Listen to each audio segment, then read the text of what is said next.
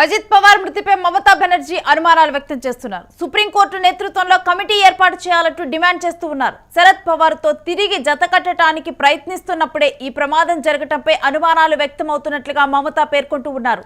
బీజేపీని వదిలేయాలని అజిత్ భావిస్తున్నట్టు 2 రోజుల క్రితమే వార్తలు వచ్చాయి. ఇలాంటి సమయంలో ఇటువంటి యాక్సిడెంట్ జరగడంతో కూడా ఇటువంటి ఫ్లైట్ క్రాష్ జరగడంతో కూడా మమతా బెనర్జీ ఇప్పుడు పలు అనుమానాలను వ్యక్తం చేస్తున్నారు. ఈ విషయంలో నిష్పక్షపాతంగా విచారణ జరగాలి అంటూ మమతా కోరుతూ ఉన్నారు. సుప్రీంకోర్టు మొత్తం కూడా ఈ విషయంలో జోక్యం చేసుకోవాలంటూ కూడా సుప్రీంకోర్టు నేతృత్వంలో కమిటీ ఏర్పాటు చేయాలంటూ మమతా బెనర్జీ డిమాండ్ చేస్తూ ఉన్నారు. అజిత్ పవార్ మృతి మీద పలు అనుమానాలు వ్యక్తమవుతున్నాయి. ఒకసారి అజిత్ పవార్ ఫ్లైట్ క్రాష్ కి సంబంధించిన వీడియో ఒకటి మనం చూద్దాము. అసలు ఏ విధంగా ఈ ఫ్లైట్ క్రాష్ జరిగిందనేది.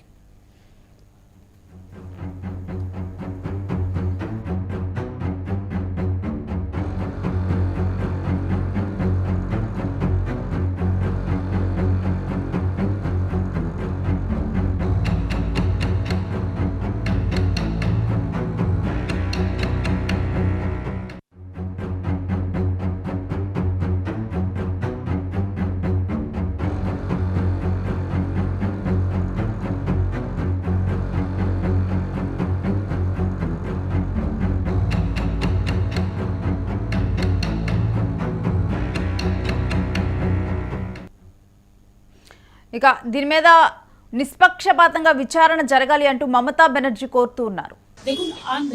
I'm very much shocked and saddened to hear the message of Ajit Pawar, Deputy Chief Minister. He died today morning in a plane crash. I'm really shocked to see the news. There is no safety and security of the people of this country. Even the political leaders, I do not know what is the fate of the opposition political parties, but they were very much with the ruling party. But before 2 days ago, I came to know that from social network that somebody from other party, they gave a statement that Ajit Pawar is willing to leave the BJP. And now what happened today, I need proper investigation under the supervision of Supreme Court. Only we have the trust on Supreme Court, no other agency. All the agencies are being totally purchased. And really it's a great loss for the country. Maybe he is from the opposition. Now he is from the opposition. But tomorrow he is supposed to join the original force of their party. My condolences to the family, Maharashtrian people. And also my condolence to the Sharad Pawar ji and Ajit Pawar's family. And for that reason, I am so shocked. So we will cancel our daily program today, but we will decide it tomorrow.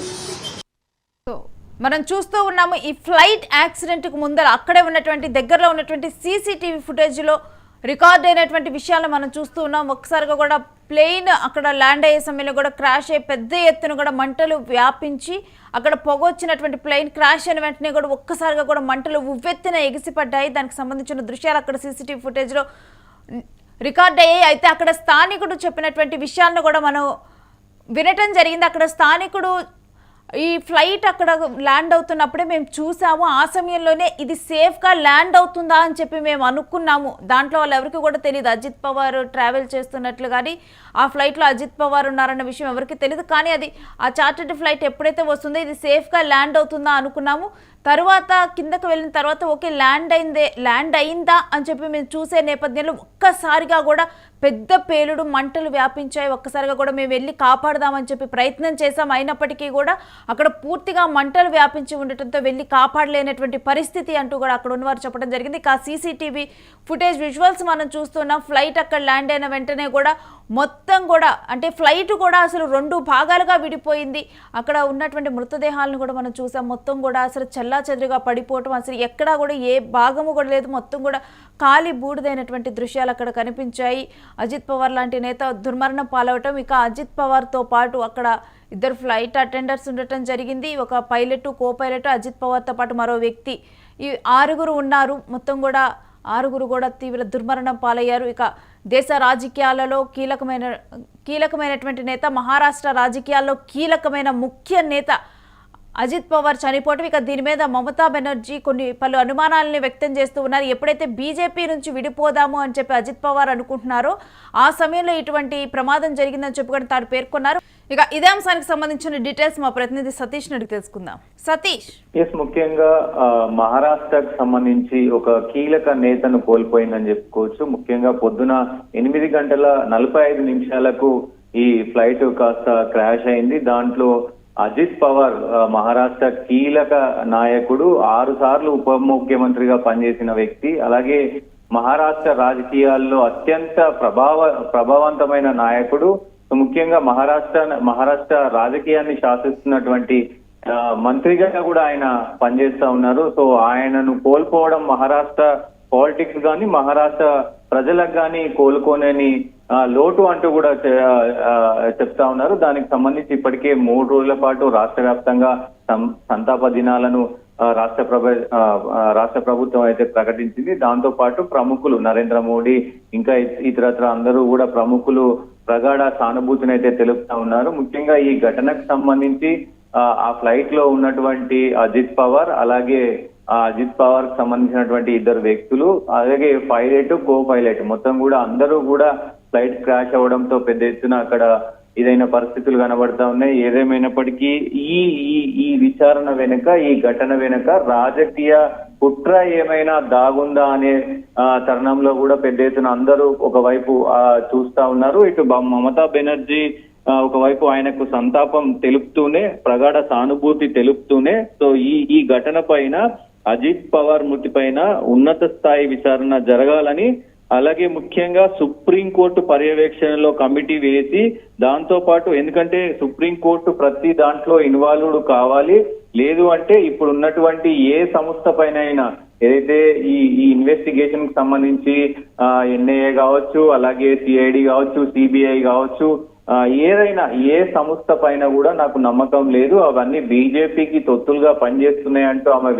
విమర్శిస్తున్న పరిస్థితులు కనబడతా ఉన్నాయి. ఏదేమైనా ప్రతి ఒక్క moment ను కూడా అటు supreme court మాత్రమే దాన్ని పర్యవేక్షించాలి. మొత్తం ఎక్కడి నుంచి ఎక్కడి వరకు క్రాష్ అయ్యింది, దీని వెనకాల వాతావరణానికి సంబంధించి మొత్తం డీటెయిల్స్ అనేది మొత్తం కూడా ఏ అధికార వ్యక్తికి కూడా చేరకుండా ఓన్లీ సుప్రీం కోర్టుకే, ఆ సుప్రీం కోర్టు స్పెషల్ ఫోకస్ పెట్టి దీన్ని కమిటీ వేసి దానిపైన మొత్తం పర్యవేక్షణ ఈ కమిటీలో ఉండాలంటూ కూడా ఆమె పెద్ద ఎత్తున విమర్శన అయితే చేసిన పరిస్థితి ఉంది. ముఖ్యంగా దానికి సంబంధించి అజిత్ పవార్ ఇప్పటికే తన బాబాయ్ అయినటువంటి శరద్ పవార్ తో కలవడానికి ప్రయత్నిస్తున్నట్లు ఈ మధ్య కాలంలో పెద్ద ఎత్తున వినబడుతున్న వార్తలు. ఎందుకంటే కొంత సాన్నిహితంగా ఆయన ఉంటున్నారు. ఈ మధ్య కాలంలోనే ఆయన పైన ఏదైతే బీజేపీ కూటమి నుంచి బయటకు వస్తారు అనే వార్తలు కూడా ఈ 2-3 రోజుల నుంచి పెద్ద ఎత్తున రావడం, ఇవన్నీ గనక చూస్తే నాకు అనుమానాలు వ్యక్తం అవుతున్నాయి. నాకైతే పెద్ద ఎత్తున అనుమానాలు ఉన్నాయి. దీనికి సంబంధించి ఏదో కుట్ర జరిగింది, ఈ కుట్రలో భాగంగానే ఈ ఫ్లైట్ క్రాష్ అయ్యిందనే అనుమానాలు అయితే ఆమె వ్యక్తం చేస్తా ఉన్న పరిస్థితులు కనబడుతూ ఉన్నాయి. రేణు, అండ్ కేవలం అంటే ఈ కారణాల దృష్ట్యానైనా లేకపోతే మరే ఇతర కారణాలైనా కానీ ఇప్పుడు లేవనెత్తుతూ ఉన్నారు ఈ కుట్ర వెనుక? ఎందుకంటే ఇప్పుడు చాలా కీలకమైన నేతగా ఇప్పుడు అజిత్ పవార్ అక్కడ కొనసాగుతూ ఉన్నారు. మన కార్పొరేషన్ ఎన్నికల్లో కానీ వీటన్నిటిలో కూడా ఈ కారణాలు ఏమైనా ఈ బేరీజ్ వేసుకుంటున్నారా ఏంటి? డెఫినెట్ గా అంటే జరుగుతున్నటువంటి తాజా పరిణామాలు, ఇటు శరద్ పవార్ తో ఆయన క్లోజ్ గా మూవ్ అవ్వడం కావచ్చు, ఈ మధ్య కాలంలో బీజేపీ కూటమికి వీడాలని ఆయన కొంచెం ఆలోచిస్తున్నాడు అనేది ఇది కావచ్చు. అలాగే అంటే మొత్తం ఏదైతే మహారాష్ట్రలో ఈ మధ్య ఈ మున్సిపల్ ఎన్నికల వేళ కూడా జరిగినటువంటి మొత్తం అంశాల పైన పెద్ద ఎత్తున కొన్ని విమర్శలు అయితే వినబడుతున్నాయి. గతంలో కూడా వైఎస్ రాజశేఖర రెడ్డి మృతి పైన కూడా కొన్ని అనుమానాలు వచ్చినాయి. ఎందుకంటే గతంలో హైకమాండ్ కాంగ్రెస్ పార్టీ ఉన్నప్పుడు అక్కడ కాంగ్రెస్ పార్టీకి కొంత వ్యతిరేకంగా కొన్ని పనులు చేసిన వైఎస్ రాజశేఖర రెడ్డి చనిపోవడానికి కూడా కొంతమంది విమర్శించిన పరిస్థితి ఉంది. అంటే కావాలని ఒక ప్రభుత్వం చేపించింది, కొందరు చేపించారనే వాదనలు వచ్చినాయి. కానీ ఎంతవరకు అది నిజానిజాలు బయట పెడతారు, నిజాలు ఉంటాయా అన్నది కూడా చూడాల్సిన అవసరం అయితే ఉంటది. అంటే పొలిటికల్ యాంగిల్ లో రాజకీయంగా విమర్శలు చేయడం సర్వసాధారణం. కానీ అందుకే ఆమె నిష్పక్షపాతంగా సుప్రీంకోర్టు దగ్గర ఉండి ఈ ఘటన పైన, ఈ మృతి పైన, సో దీనికి సంబంధించి మొత్తం డీటెయిల్స్ కూడా సుప్రీంకోర్టే చూసుకోవాలంటే ఆమె వేడుకుంటున్న పరిస్థితులు అయితే ఉన్నాయి. రేణు, అయితే ఇక ఈ విషయంలో మొత్తం కూడా పూర్తి విచారణ చేయాలంటూ కూడా కమిటీ ఏర్పాటు చేయాలంటూ కూడా మాట్లాడారు. మరి మమతా బెనర్జీ లీగల్ గా ఈ విషయంలో ముందుకు వెళ్తారా ఏంటి?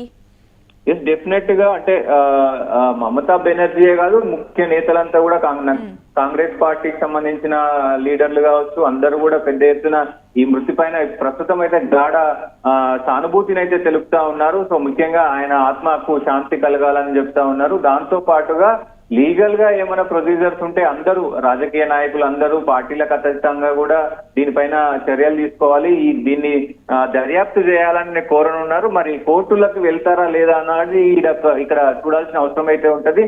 దాంట్లో ముఖ్యంగా మరి హైకోర్టులకు వెళ్తారా లేదంటే డైరెక్ట్ గా సుప్రీంకోర్టులోనే పిల్లు వేస్తారా ఏంటి అనేది చూడాల్సిన అవసరం అయితే ఉంటది.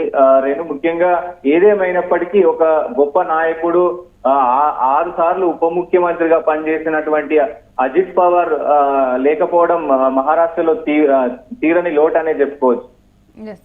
అండ్ మరొకటి ఏంటంటే సతీష్, అసలు అజిత్ పవార్ ఒక సీఎం అవ్వాల్సినటువంటి వ్యక్తి, కానీ తాను సరైన సమయంలో సరైన నిర్ణయాలు తీసుకోకపోవడంతో కూడా ప్రతిసారి కూడా డిప్యూటీ సీఎం గానే తాను ఉంటూ వచ్చారు అని కూడా ఈ సందర్భంగా ప్రస్తావిస్తూ ఉన్నారు.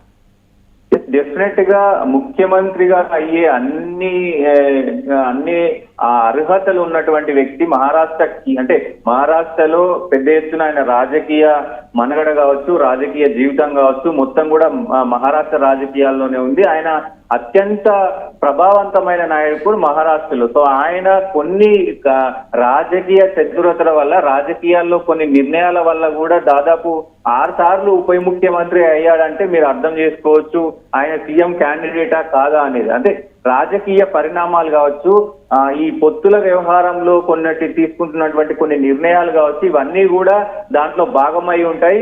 సో ఆ నిర్ణయాల వల్ల ఆయన ముఖ్యమంత్రి కాలేకపోయారు. కానీ సో ముఖ్యంగా దాదాపు ముఖ్యమంత్రి కంటే పెద్ద స్థాయి వ్యక్తి, ముఖ్యమంత్రి కంటే కూడా ముందుండే వ్యక్తి ఆయన. ముఖ్యమంత్రి కొన్ని ఆయన వ్యక్తిగత నిర్ణయాలు ఏదైతే ఈ కూటములు, ఇటు ఎన్డీఏ కూటమి కావచ్చు, ఇండియా కూటమి కావచ్చు, పొత్తుల వ్యవహారం కావచ్చు, అక్కడ మహారాష్ట్రలో ఉన్నటువంటి ఇంకా శరద్ పవార్ సంబంధించినటువంటి ఇంకో కూటమి కావచ్చు, ఇవన్నీ కూడా అంటే ఈ పొత్తుల ప్రభావంతో సీట్ల సర్దుబాటు కావచ్చు, ఇవన్నీ ఈ దృష్ట్యా, ముఖ్యంగా ఇవన్నీ దృష్ట్యా పెద్ద ఎత్తున ఆయన ముఖ్యమంత్రి పదవిని కోల్పోవడాన్ని చెప్పుకోవచ్చు. ఆయన తీసుకున్న నిర్ణయాలే ఆయనను ముఖ్యమంత్రి కాకుండా చేసినాయని కూడా చెప్పుకోవచ్చు. ప్రస్తుతం ఆయన దేవేంద్ర ఫెర్నాండెస్ క్యాబినెట్ లో ఇప్పుడు ఆర్థిక మంత్రిగా కూడా పనిచేస్తా ఉన్నారు. సో ముఖ్యంగా బీజేపీకి సంబంధించినటువంటి ముఖ్యమంత్రి ఆయన ప్రస్తుతం. సో ఇవన్నీ అంటే పొత్తులో భాగంగానే కొన్ని ఆయన సొంత నిర్ణయాలు, సో అక్కడ ఉన్నటువంటి కూటమికి సంబంధించి, అటు కొన్ని సీట్లకు సంబంధించి, ఇవన్నీ రాజకీయ పరిణామాల నేపథ్యంలోనే ఆయనకు ముఖ్యమంత్రి కాకుండా అయ్యాడనేది కూడా తెలుస్తా ఉంది. సతీష్, అంటే రాష్ట్ర రాజకీయాలలో, కేంద్ర రాజకీయాలలో కూడా ప్రతి నాయకుడు కూడా చక్రం తిప్పలేరు. కేవలం కొంతమంది అతి కీలకమైన నేతలు చక్రం తిప్పగలరు. అలాంటి వాళ్ళలో ఇప్పుడు అజిత్ పవార్ ఒకరు.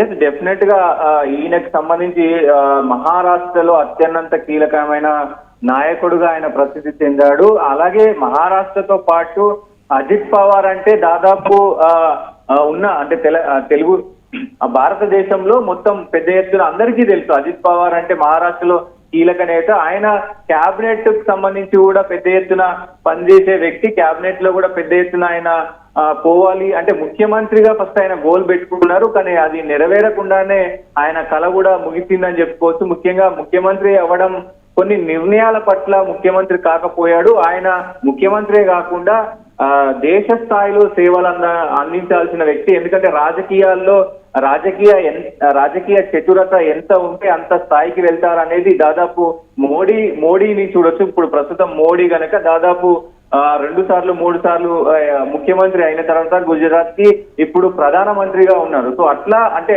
ఒక్కొక్కరి రాజకీయ పరిణామం ఎట్లా ఉంటుంది అంటే ముఖ్యంగా వాళ్ళు వేస్తున్నటువంటి అడుగులను అవి పైకి తీసుకుపోతాయి. కొన్ని టప్పటడుగులు వేసి కొన్ని నిర్ణయాలు, అట్లాగే అక్కడ రాష్ట్రంలో ఉన్నటువంటి వేరే పార్టీలు ఏవైతే కూటమికి సంబంధించిన అంటే బీజేపీ కూటమికి సంబంధించినటువంటి కొన్ని పార్టీలు, ఇటు ఇండియా కూటమికి సంబంధించినటువంటి కొన్ని పార్టీలు, ఈ ఏదైతే ఎమ్మెల్యేల సీట్లు కావచ్చు, మొత్తం కూడా దానికి సంబంధించినటువంటి అంటే పొలిటికల్ గా ఇవన్నీ సర్దుబాట్లకు సంబంధించి ఆయన తీసుకున్నటువంటి నిర్ణయాల వల్లే ఇదంతా కూడా జరిగింది. సో ముఖ్యమంత్రి కాలేకపోయాడు, అటు దేశ రాజకీయాల్లో కూడా పెద్ద ఎత్తున ప్రభావం చూపలేకపోయాడు అనేది అయితే తెలుస్తా ఉంది. Right, stay with us Satish, మీ దగ్గర నుంచి ఎప్పటికప్పుడు డీటెయిల్స్ తీసుకుంటాం. ఇక మరొక వైపు మమతా బెనర్జీ ఇప్పుడు ఈ విషయంలో కూడా నిష్పక్షపాతంగా విచారణ జరిపించాలి, దీని వెనక కుట్రకోణం దాగి ఉంటుంది అంటూ కూడా అనుమానాలు వ్యక్తం చేస్తున్నారు. ఎస్, ఈ ఫ్లైట్ క్రాష్ అయిన దగ్గర నుంచి కూడా పలు అనుమానాలు వ్యక్తం అవుతూ ఉన్నాయి. ఈ ఫ్లైట్ క్రాష్ అంటే మొదట ఏమో పైలట్లకి ముందున్నటువంటి మొత్తం కూడా మంచు కప్పవేయటం, వాతావరణం అనుకూలించక విజన్ అనేది లేదు, ముందర కనిపించలేదని చెప్పి అంటూ ఉన్నారు. కానీ వెనుక ఇప్పుడున్నటువంటి రాజకీయాల నేపథ్యంలో మహారాష్ట్రలో రీసెంట్గానే కార్పొరేషన్ ఎన్నికలయ్యాయి. వీటన్నిటిలో కూడా అజిత్ పవార్ చాలా కీలకంగా వ్యవహరించారు. ఇవన్నీ వ్యవహారాలు చూసిన తర్వాత ఇంకా రీసెంట్గా కూడా ఏదైతే తన పెదనాన్న దగ్గరికే తాను కలిసిపోనున్నారు వీళ్ళిద్దరు కూడా, శరద్ పవార్ అజిత్ పవార్ అని చెప్పి వార్తలు వస్తున్న నేపథ్యంలో 2 రోజుల క్రితం కూడా దీనికి సంబంధించిన న్యూస్ ఒకటి ప్లే అయింది. ఆ తర్వాత ఈ రకంగా జరగటం కూడా పలు అనుమానాలకు తావునిస్తుందంటూ మమతా బెనర్జీ పలు అనుమానాలు రేకెత్తిస్తూ కూడా మిగిలిన ఏ విచారణ బృందాలను కానీ వేటిని నమ్మే పరిస్థితి లేదు, సుప్రీంకోర్టు కిందే ఒక కమిటీని ఏర్పాటు చేసి నిష్పక్షపాతంగా విచారణ జరిపిస్తే తప్పితే ఈ విషయంలో ఉన్నటువంటి అసలు ఎందుకు జరిగింది ఫ్లైట్ క్రాష్, కుట్రకోణం ఏమైనా దాగుందా అనే విషయాలు మాత్రం తెలియదు అంటూ కూడా మమతా బెనర్జీ చెప్పడం జరిగింది.